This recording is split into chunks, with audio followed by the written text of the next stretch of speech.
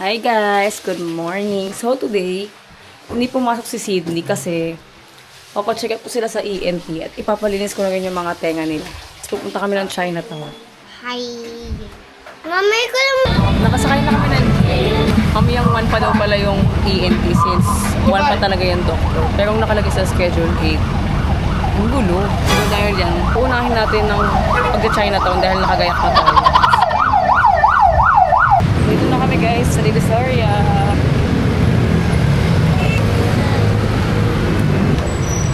Dito tayong Chinatown. Let's go! Dito na kami, guys. Sobrang sakit ng lalamunan ko. Kakaubo. At pagkarating nga namin sa labas ng Chinatown ate, nagtingin-tingin muna kami ng mga anak ko kung ano-ano yung mga magugustuhan namin kainin. Hi!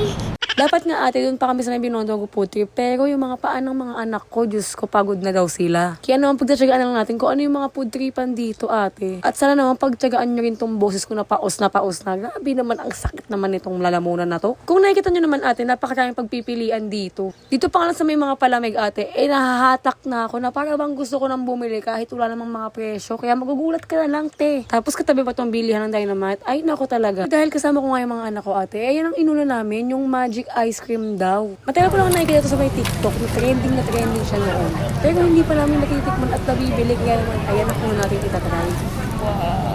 Secret. Hindi siya mainit.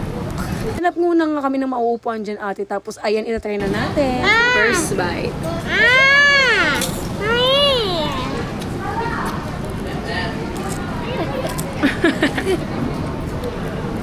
Bite mo. Bakit mo umusok?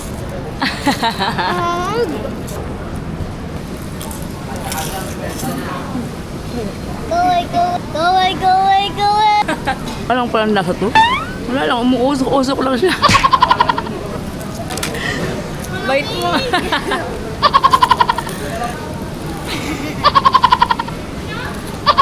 Oh, di ba ate, ang galing namin, inuna namin yung dessert. After nga namin kumain ng magic ice cream na yun ate, nag-order naman ako ng combo pasta and pizza. Hello, guys. Ang ating next na kakainin, lasagna and pizza combo daw. 100 pesos lang po.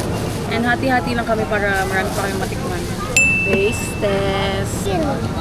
Sarap. Masarap siya pero hindi ko siya yung uulitin. Ano yung white? Cheese. Mami. Tissue. Ano na?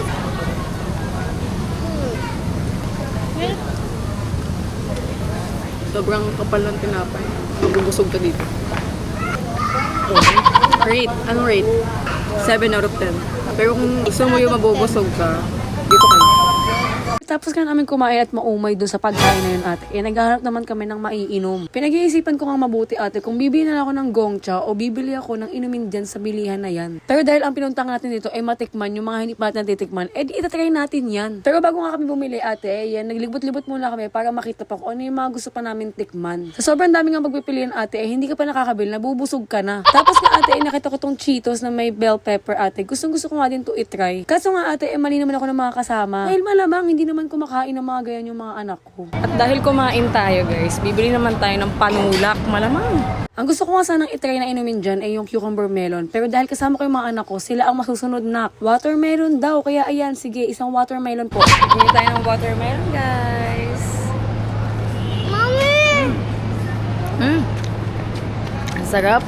Refreshing yung watermelon para sa mga tagaya kong patanders na. Tapos itong mga bagets ko din ng request watermelon. Chocolate.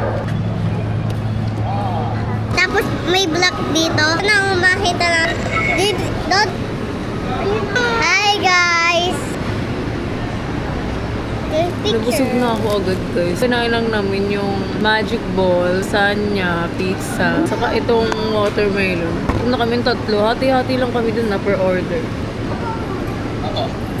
Wala ko kasama dito eh. Ako.